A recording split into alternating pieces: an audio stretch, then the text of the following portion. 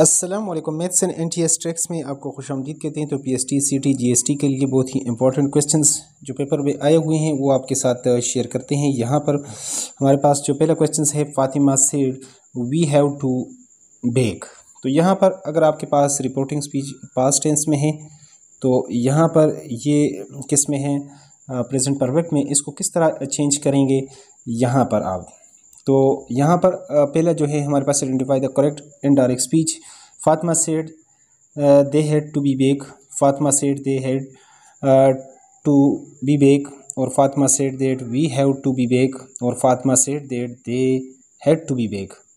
तो चूँकि ये आपके पास प्रेजेंट परफेक्ट है, इसको हम पास्ट परफेक्ट में, तो Fatima said that they have यानी वी उसकी बात कर रहे हैं। फातिमा सेड उसने कहा, we have to be back यानी हम वापस आ चुके हैं। तो यहाँ पर तो Fatima said that they had to be back यानी वो वापस उसने कहा यानी कि वो वापस आ चुके थे। यहाँ पर that they have to be back, option D यहाँ पर हमारे पास इसमें करेक्ट आंसर है। नेक्स्ट वन यहाँ पर आप देख सकते हैं जो 30 यहाँ पर है, जो सेकंड एमसीक्यूज है। Choose the correct possessive pronoun from the following. दोस्तों, पोजेसिव क्या होता है? पोजेसिव कहते हैं मलकियत को, जो मलकियत शो करे, यानी ये चीज़ यानी आपका है, मलकियत को। यहाँ पर माइन है, ही है, शी है, दे हैं। तो ही तो ओ, शी ओ लड़की, और दे ओ जमा। लेकिन माइन मेरा, ये मेरा है, दैट इज़ माइन। तो ये आपके पास पोजेसिव प्रोनाउन है। तो ऑप्शन ए हमारे पास इसमें दुरुस्त है। यहाँ पर अगला जो एमसीक्यूज़ है इंग्लिश का, द वर्ड स्केरसिटी मीन यानी अल्फाज मानी भी अक्सर आते रहते हैं आपके पास। तो स्केरसिटी किसको कहते हैं? कि in large supply, in short supply, in equal quantity, scary और नन ऑफ दीज। यानी जब एक चीज़ की कमी पड़ जाती है, स्केरसिटी कहते हैं कमी को, शार्टेज को, in short supply. Option B हमारे पास यहाँ पर इसमें दुरुस्त है। नेक्स्ट वन की तरफ चलते हैं। नेक्स्ट वन यहाँ पर है, the cat is under the table. Identify the preposition in the sentence. Preposition होता है जो किसी चीज़ की पोजीशन को ज़ाहिर करे कि एक चीज़ ये टेबल के ऊपर है, नीचे है, साइड पर है, नज़दीक है, दूर है। तो द और टेबल, इज़ और अंडर। तो यहाँ पर अंडर जो है, जो वर्ड है, ये पोजीशन को शो कर रहा है कि बिल्ली किधर है, टेबल के नीचे है। तो ऑप्शन डी हमारे पास इसमें दुरुस्त है। नेक्स्ट अगले एमसीक्यूज़ की तरफ चलते हैं। यहाँ पर नेक्स्ट वन है, यहाँ पर जो अगला एमसीक्यूज़ है, my father has little patience यानी उसमें जो सब्र है, थोड़ा सब्र है, little. Identify the underline preposition. अब प्रीपोजिशन आपने इसमें जो है यहाँ पर प्रीपोजिशन नहीं है, सॉरी, अंडरलाइन वर्ड था लेकिन गलती से लिखा गया है प्रीपोजिशन। तो एडजेक्टिव ऑफ नंबर है, एडजेक्टिव ऑफ क्वांटिटी है, एडजेक्टिव ऑफ क्वांटिटी है, और एडजेक्टिव ऑफ प्रेज है। तो यहाँ पर देखें, सब्र जो मकदार है यहाँ पर वो उसको यानी नंबर 1 2 3 उसकी तरह किताबों की तरह आप गिन नहीं सकते जिस चीज़ों को मापने के लिए, जिस तरह है हमारे पास लिटिल पेशेंस। तो यहाँ पर ये क्वांटिटी को शो करेगा, न कि क्वालिटी को। नंबर को भी शो नहीं करेगा, क्वालिटी को भी शो नहीं करता, ये क्वांटिटी को शो कर रहा है मकदार को, यानी एडजेक्टिव ऑफ क्वांटिटी इसमें हमारे पास ऑप्शन। तो ये adjective of number, adjective of quality और ये एडजेक्टिव ऑफ क्वांटिटी, इसको अच्छी तरीके से आप देख लें। नेक्स्ट टाइम जो है एडजेक्टिव ऑफ क्वालिटी वो पूछ सकते हैं, एडजेक्टिव ऑफ नंबर भी पूछ सकते हैं। तो ये एक ही जो है ना टॉपिक जो है ये बहुत ही इंपॉर्टेंट है। नेक्स्ट वन जो अगला एमसीक्यूज़ है यहाँ पर, इसकी तरफ आते हैं। What is he doing outside यानी बाहर वो क्या कर रहा है। What is he doing, identify the correct kind of adverb. Adverb जो है ना आपने बताना है। एडवर्ब ऑफ प्लेस है, एडवर्ब ऑफ मैनर है, एडवर्ब ऑफ टाइम है, एडवर्ब ऑफ रीजन है।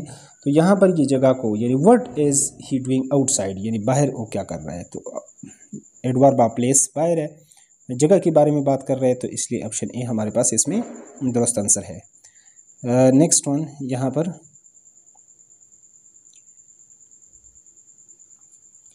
यहाँ पर जो अगला एमसीक्यू है, which of the following is coordinating conjunction unless until although for. इसके लिए आपको एक शॉर्टकट ट्रिक भी बता देते हैं, क्योंकि मैथ का हमारे चैनल का नाम है मैथ्स एंड एनटीएस ट्रिक्स। तो एक ट्रिक आप याद रखें। चूँकि हमारे पास जो कंजंक्शंस का काम है वो क्या है कंजक्शन या कंजंक्शन, जिस तरह आप जो भी इसको आप पढ़ना चाहें तो पढ़ सकते हैं। तो ये क्या है, बेसिकली ये लिंक करते हैं, जिस तरह रेल की पटरियाँ जहाँ पर ये मिलती हैं वहाँ पर मतलब जंक्शंस, उसी से है कंजंक्शन या कंजक्शन। तो अब यहाँ पर कौन सा है, और ये आपके पास कोऑर्डिनेटेड कंजंक्शन या सबऑर्डिनेट कंजंक्शन या कोरिलेटिव कंजंक्शन, ये सारी टाइप्स इसकी आपने इस क्वेश्चंस में करने हैं। तो हमारे पास जो कोऑर्डिनेटिंग कंजंक्शंस, इसकी जो डिफिनीशन है, coordinating conjunctions are the single words that link words phrases or element. और ये कौन कौन से हैं और इसके लिए ट्रिक क्या है तो वो आपको बता देता हूँ। यहाँ पर एक लफ्ज़ आपने याद रखना है, fan boy, FANBOY, fan boy S। तो F से आपके पास आ जाएगा फार, इसी तरह आगे आपके पास आ जाएगा एंड, नेक्स्ट वन आपके पास आ जाएगा बट, इसी से ये B से आ गया यानी बट,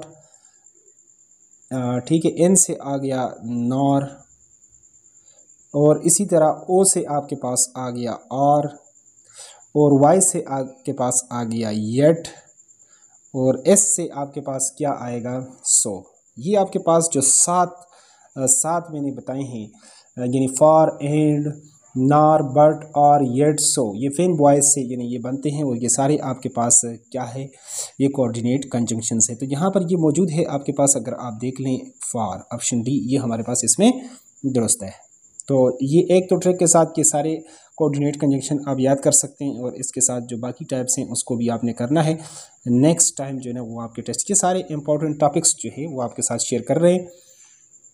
अगला है 58, if I do not get this job I will start a business. देखिए यहाँ पर identify the type of sentence, simple है, कम्प्लेक्स है, कंपाउंड है, नन ऑफ दीज है।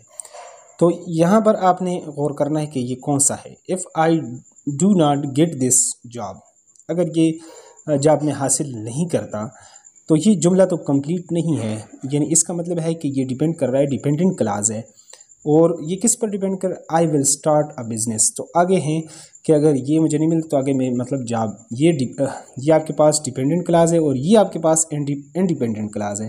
तो जिसमें एक डिपेंडेंट और एक इंडिपेंडेंट क्लास हो तो वो आपके पास होता है कॉम्प्लेक्स। ऑप्शन बी हमारे पास इसमें दुरुस्त है। नेक्स्ट वन यहाँ पर अगर आप देख लें क्वेश्चन नंबर 59 को, Salim dash piano every day, practice और ऑल। जिस तरह ये सिंग आपके पास थर्ड पर्सन है, सलीम पियानो एवरीडे, वो मतलब बजाता है, या जिस तरह ही गोज़ टू स्कूल, वो स्कूल जाता है। लेकिन जब आप कहते हैं कि मैं स्कूल जाता हूँ, आई गो टू स्कूल, यानी थर्ड पर्सन के ही, शी, मतलब कोई भी है तो उसके साथ मतलब अगर वो है तो प्रेजेंट इंडेफिनिट टेंस में फिर आप क्या करते हैं, फिर वर्ब के साथ यानी ही गोज़, गो के साथ ईएस लगाते हैं। तो लिहाजा ये प्रैक्टिसेस ईएस यहाँ पर सलीम के साथ यानी ही, शी, इट के साथ क्या लगता है, वर्ब के साथ एस या ईएस आप लगाएंगे। Salim practices piano every day, वो हर रोज़ इसकी प्रैक्टिस वो करता है। तो लिहाजा ऑप्शन बी इसमें हमारे पास दुरुस्त है। नेक्स्ट वन की तरफ चलते हैं। यहाँ पर जो अगला MCQs है, यहाँ पर देख सकते हैं, the cat is hiding dash the bushes. यहाँ पर इन है, ऑन है, इट है और टू है, कौन सा लगेगा, तो बिल्ली जो है वो झाड़ियों में छुपती है, in the cat is hiding in the bushes. Option A हमारे पास यहाँ पर इसमें दुरुस्त है हमारे पास।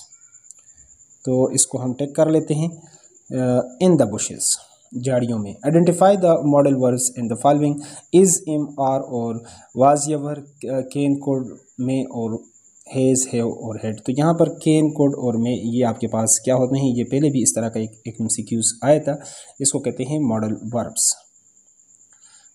नेक्स्ट वन यहाँ पर जो अगला MCQs है, यहाँ पर आप देख सकते हैं, which one is the compound preposition. Compound preposition इसमें कौन सा है, तो ये इन, ऑन, अंडर, और ये according to has teacher he is a good, यानी he is a hard working boy. तो अकॉर्डिंग टू जो है यहाँ पर जो है ये हमारे पास क्या है, ये कंपाउंड प्रीपोजिशन है। अकॉर्डिंग और टू से, दोनों से ये मिलकर बना है। तो ऑप्शन डी इसमें हमारे पास दुरुस्त आंसर है। नेक्स्ट वन यहाँ पर जो अगला MCQs है, the stop quickly responded to the alarm, identify the underline word. यहाँ पर ये जो अंडरलाइन वर्ड है स्टॉप क्या है, ये एब्स्ट्रैक्ट नाउन है, कलेक्टिव नाउन है, रिफ्लेक्सिव नाउन है, यहाँ पर नन ऑफ दीज है। तो जिस तरह इसमें जमा आपके पास क्या होते हैं, इसमें जमा जो मतलब पूरी एक टीम को जो जमा को शो करे, तो यहाँ पर ऑप्शन बी होगा कलेक्टिव नाउन। जो स्टाफ है, जो स्कूल का स्टाफ है या टीम है, ये आपके पास सारे कलेक्टिव नाउन्स होते हैं। तो कलेक्टिव नाउन का अक्सर इन टेस्टों में जो है वो MCQs आता है। नेक्स्ट वन है we will be back in a few days, यानी किस दिनों में हम यहाँ होंगे। तो ये हमारे पास we will be back in a few days, in a few days हमारे पास एक फ्रेज है, लेकिन कौन सा, identify the underline word. Class है, प्रीपोजिशन है, और एडवर्ब है, प्रीपोजिशनल फ्रेज है। तो यहाँ पर इसमें है तो फ्रेज है, लेकिन इसमें स्टार्ट में इन चूँकि प्रीपोजिशन है, तो ये प्रीपोजिशनल फ्रेज है। ऑप्शन डी हमारे पास इसमें जो है वो करेक्ट है। तो इसी तरह के MCQs अगर आप चाहते हैं कि वक्तन फ़वक्तन यूट्यूब पर उसका आपको यूट्यूब पर बर वक्त नोटिफिकेशन आए, तो उसके लिए अगर चैनल पर नए हैं तो चैनल को लाजमी सब्सक्राइब करें, अपने दोस्तों के साथ शेयर कर सकते हैं। और हमारे व्हाट्सएप ग्रुप को ज्वाइन करना चाहते हैं तो आप कमेंट करें, फर्स्ट कमेंट में आपको लिंक मिल जाएगा, या डिस्क्रिप्शन में हमारे व्हाट्सएप ग्रुप का लिंक मिल जाएगा। Thanks for watching the video.